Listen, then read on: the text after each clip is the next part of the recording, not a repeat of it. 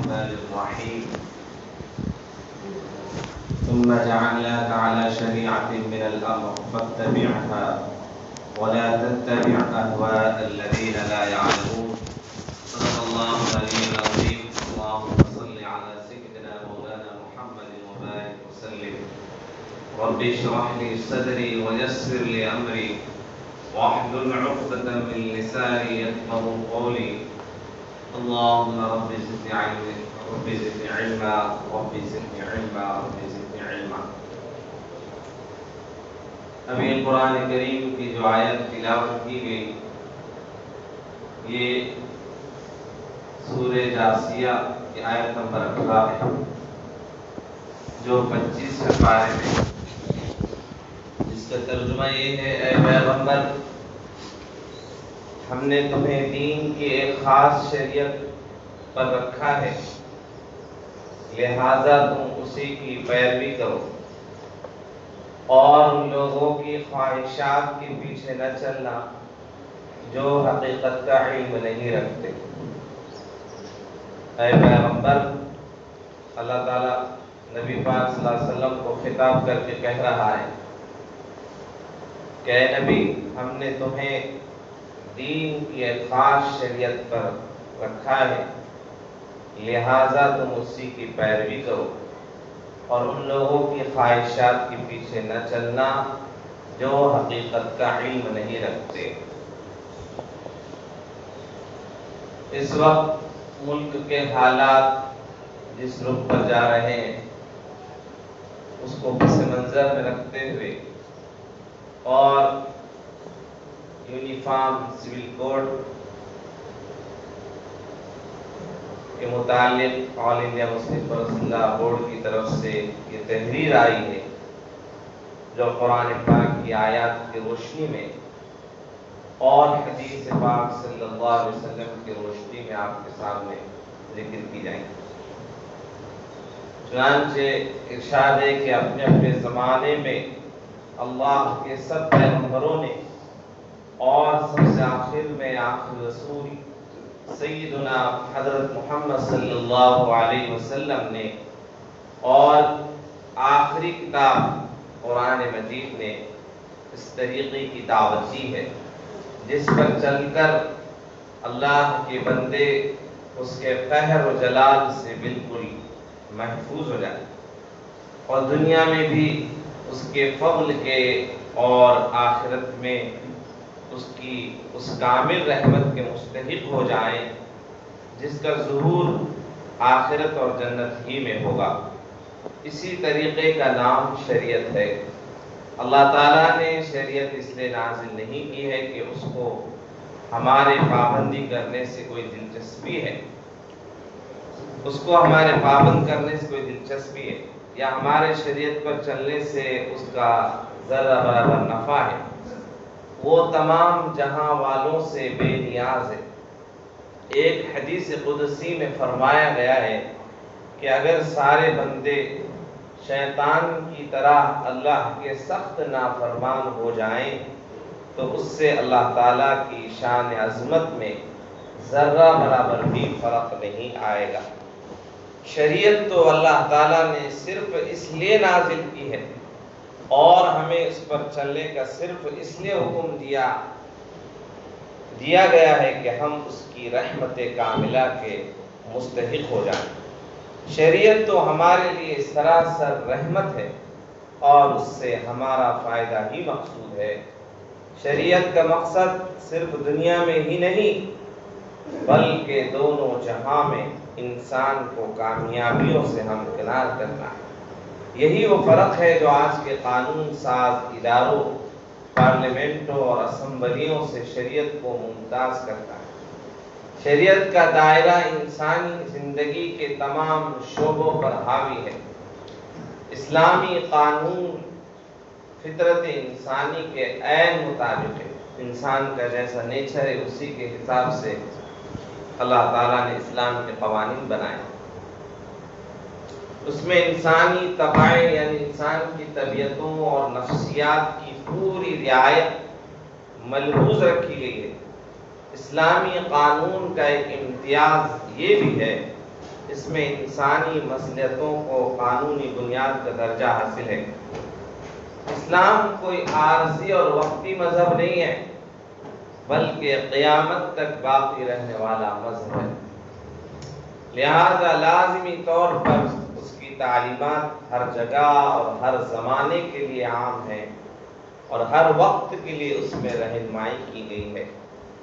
اللہ تعالیٰ نے اپنی کتاب قرآن مجید اور اپنے رسول صلی اللہ علیہ وسلم کے ذریعے جو قانون ہمیں عطا فرمایا ہے، اس کے مختلف شعبے ہیں۔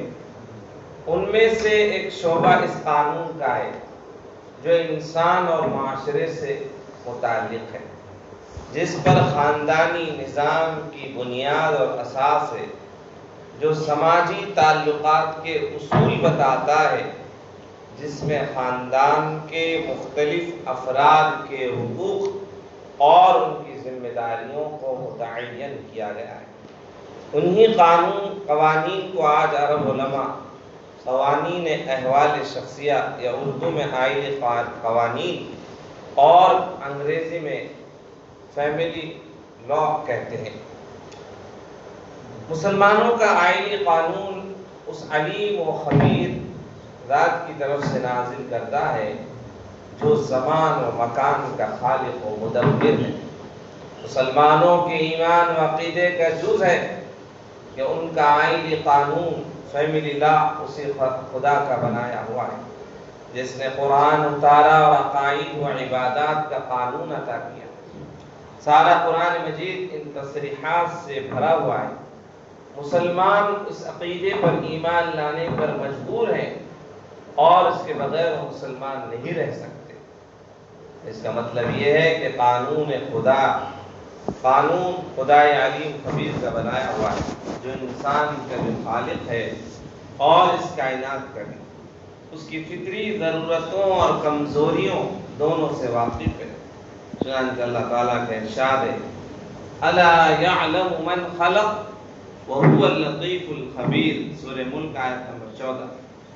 کیا وہی آگاہ نہ ہوگا جس نے پیدا کیا ہے؟ وہ تو بڑا ہی باریک بین اور پورا باخبر ہے، یعنی اللہ رب العزت کی ذات۔ محترم حضرات، یہ ہمارا ملک ہندوستان مختلف تہذیبوں، مذہبوں، زمانوں اور نسلوں کا گہوارہ ہے۔ یہاں مختلف تہذیب کے لوگ رہتے ہیں، مختلف زبانوں کے جاننے والے ہیں۔ یورپی ملکوں کی طرح سے کوئی چھوٹا ملک نہیں۔ یورپی اقوام کی طرح ایک نسل، ایک تہذیب یا ایک زبان کا ملک ہے۔ یہ ایک ملک، ایک سمندر ہے جہاں مختلف مذاہب، ذات، نسل اور تہذیبوں کے لوگ مل جل کر رہتے آئے ہیں، اور ہر مذہبی، تہذیبی اور نسلی گروہ میں اپنی شناخت اور پہچان کو باقی اور برقرار رکھنے کی زبردست خواہش ہوتی ہے۔ یورپی ممالک نے اس کے لیے کئی خون آشام جنگیں لڑی ہیں۔ آج بھی پوری دنیا میں اپنی انفرادی شناخت اور تحفظ کو منوانے کے لیے زبردست تحریکات جاری ہیں۔ لہذا اس پس منظر میں مسلمانوں کو اپنی اسلامی شناخت، تہذیبی خصوصیات، مذہبی روایات اور معاشرتی امتیازات سے وابستگی پر اپنے ملی وجود کی حفاظت کی سخت ضرورت ہے۔ سچا مسلمان کبھی بھی اور کسی بھی فریب میں یا دھوکے میں اپنے ملی وجود و تشخص اور اپنے امتیازات و شعائر سے دستبردار نہیں ہو سکتا۔ یوں کہ خوراک سے پیٹ، پوشاک سے جسم کی حفاظت تو ہو سکتی ہے، لیکن ایک حقیقی مسلمان کے پاس اس کے پیٹ اور جسم کے انتقادوں اور ان مادی ضرورتوں کے علاوہ بھی ایک اہم چیز ہے، وہ ہے اس کا دین و ایمان۔ ایک سچا مسلمان بھوکا تو رہ سکتا ہے، لیکن وہ اپنی تہذیبی خصوصیات سے دستبردار نہیں ہو سکتا۔ اس ملک میں آج مسلمان جن حالات سے دوچار ہیں، انہیں ہر حال میں اپنے دین کو اپنی تمام تر خصوصیات کے ساتھ آخری دم تک اپنانا ہوگا۔ ورنہ ہم تہذیبی اور اعتقادی ارتداد کے تیز و تند ہوا میں فس و خاشاک کی طرح بہہ جائیں گے۔ اس وقت مسلم پرسنل اللہ کو اس ملک میں خطرات درپیش ہیں۔ موجودہ حکومت پے در پے ہر کام دستور کے خلاف کر رہی ہے۔ جمہوریت کے چاروں ستون عدلیہ، قانون، انتظامیہ اور صحافت ان کا مکمل کنٹرول ہو چکا ہے، اور حکومت ان چاروں ذرائع کو اپنے مقصد کی تکمیل کے لیے، اپنے مفادات کی تکمیل کے لیے من چاہے انداز میں استعمال کر رہی ہے۔ ایک ملک اور ایک قانون کی بات کی جا رہی ہے۔ مسلم پرسنل میں تبدیلی کے لیے ملک میں تحریک چلائی جا رہی ہے اور یونیفارم سول کوڈ کے نفاذ کا اعلان کیا جا رہا ہے۔ انہوں نے مسلم پرسنل لا کو پوری طرح ختم کرنے کا عزم کر لیا ہے، اور وہ اس کی جگہ ایک ایسے سول کوڈ کو نافذ کرنا چاہتے ہیں جو تمام فرقوں کے لیے یکساں ہو، جس میں مسلم اور غیر مسلم کا کوئی امتیاز نہ ہو، اور اسلام کا یا کسی اور مذہب کا آئینی قانون باقی نہ رہے۔ اس تحریک کی بنیاد تو اصل مغربی تہذیب مادہ پرستانہ نظریہ حیات ہے، لیکن دستور ہند دفعہ 44 نے جو رہنما اصولوں میں سے اس کے لیے ایک بنیاد مہیا کر دی۔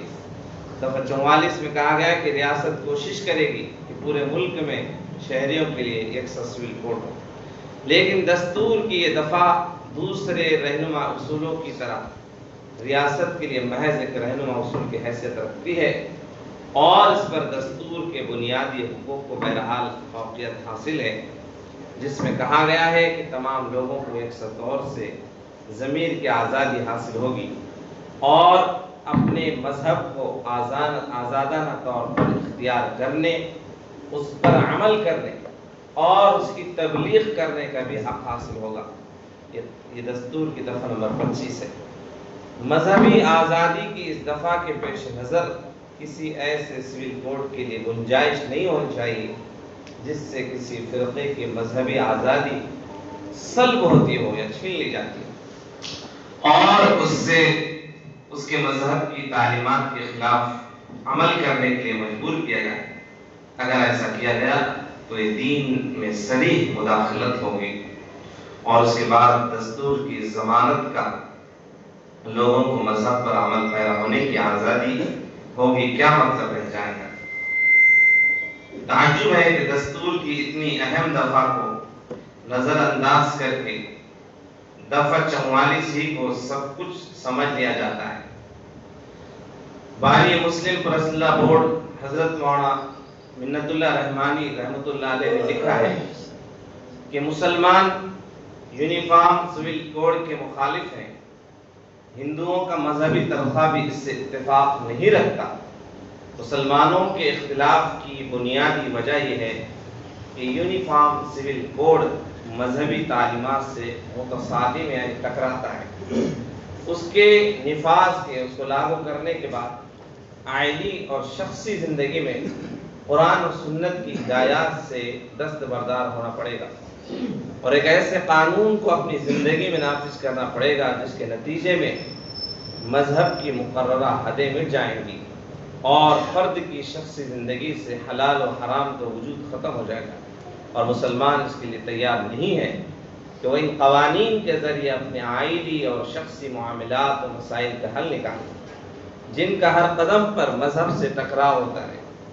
دوسری وجہ یہ کہ ہر مذہب کے ماننے والوں کے لیے کچھ تہذیبی امتیازات ہوتے ہیں جن کا تعلق بڑی حد تک پرسنل اللہ سے ہوا کرتا ہے، جن کی بنیاد مذہبی تعلیمات پر ہے۔ مسلمان آمادہ نہیں، یعنی تیار نہیں کہ وہ تہذیبی امتیازات سے دستبردار ہو۔ یہ مسلم پرسنل بورڈ کا اہم ترین پیغام ہے جو 5 صفحے پر مشتمل ہے۔ اس میں آخر میں حضرت مفکر اسلام حضرت مولانا ابو الحسن علی ندوی رحمۃ اللہ علیہ نے 1999 میں 30 اکتوبر 1999 بمبئی میں ایک اجلاس ہوا تھا مسلم پرسنل بورڈ کا. اس وقت جو مسلمانوں کو پیغام دیا تھا وہ چند جملوں میں آپ سماعت کی. اس میں بہت درد بھی ہے اور فکر بھی ہے اور ہم سب کے لیے سبق ہے. حضرت نے فرمایا تھا کہ ہم مسلمانوں نے پورے عزم کے ساتھ سوچ سمجھ کر اپنے وطن ہندوستان میں رہنے کا فیصلہ کیا ہے. ہمارے اس فیصلے کو ارادے الہی کے سوا کوئی طاقت نہیں بدل سکتی. ہمارا یہ فیصلہ کسی کم ہمتی، مجبوری یا بیچارگی پر مبنی نہیں. ہم نے سوچ سمجھ کر فیصلہ کیا ہے. ہمارا دوسرا فیصلہ یہ ہے جو اپنے عزم اور قطعیت میں پہلے فیصلے سے کسی طرح کم اور غیر اہم نہیں، کہ ہم اس ملک میں اپنے پورے عقائد، دینی شعائر، قانون شریعت اور اپنی پوری مذہبی تہذیبی خصوصیات کے ساتھ رہیں گے. ہم ان کے کسی ایک نقطے سے دستبردار ہونے کے لیے تیار نہیں. اس ملک کے باشندے کی حیثیت سے ہمیں یہاں آزادی اور عزت کے ساتھ رہنے کا پورا حق حاصل ہے. یہ اس ملک کی جمہوریت اور دستور و آئین کا بھی فیصلہ ہے، لیکن اس کا یہ مطلب ہرگز نہیں کہ ہم اپنی خصوصیات، قانون شریعت، احکام دین، اپنے عقائد و شعائر، اپنی زبان و تہذیب اور اپنی ان چیزوں کو چھوڑ کر جو ہم کو عزیز ہے اس ملک میں رہیں. اس طرح رہنے سے یہ وطن نہیں بلکہ ایک جیل خانہ اور حبس بن جاتا ہے، جس میں گویا پوری قوم کو زندگی کی عزتوں اور لذتوں سے محروم رکھ کر سزا دی جاتی ہے. ہمارا خمیر ضرور اس ملک سے تیار ہوا ہے اور یہ خاک ہم کو بہت عزیز ہے، لیکن ہماری تہذیب ابراہیمی ہے، اور مسلمان جس ملک میں رہیں گا اس کی وطنیت خواہ کچھ ہو، اس کی تہذیب ابراہیمی ہوگی. ہم یہاں زندہ اور باعزت انسانوں کی طرح رہنا چاہتے ہیں. ہم اس ملک میں آزاد ہیں، اس کی تعمیر و ترقی اور دستور سازی میں شریک ہیں. اس لیے اس کا کوئی سوال نہیں کہ ہم دوسرے درجے کے شہریوں کی طرح زندگی بسر کریں. اپنے ملک میں آزادی کے ساتھ زندگی گزارنا ہر شخص کا فطری، انسانی، اخلاقی اور قانونی حق ہے، اور اس حق کو جب بھی چھیننے کی کوشش کی گئی تو اس کے ہمیشہ سنگین نتائج نکلے. یہ حضرت علی میاں ندوی رحمۃ اللہ علیہ نے 1999 میں فرمایا تھا. بہرحال آج کے حالات کے پیش نظر جمعہ کے خطاب کے لیے آل انڈیا مسلم پرسنل بورڈ کی طرف سے یہ پرچے آئے تھے. اللہ تعالیٰ سے دعا ہے کہ مسلمانوں کے پر آنے والے حالات کو اللہ رب العزت دور فرمائے، اور ہماری ذمہ داری یہ ہے کہ اس وقت لا کمیشن نے یونیفارم سول کوڈ کے تعلق سے جو رائے مانگی ہے، یہ اس پر اسکین کر کے گوگل کے ذریعے سے اپنی رائے پیش کریں. اس سلسلے میں غافل نہ رہیں.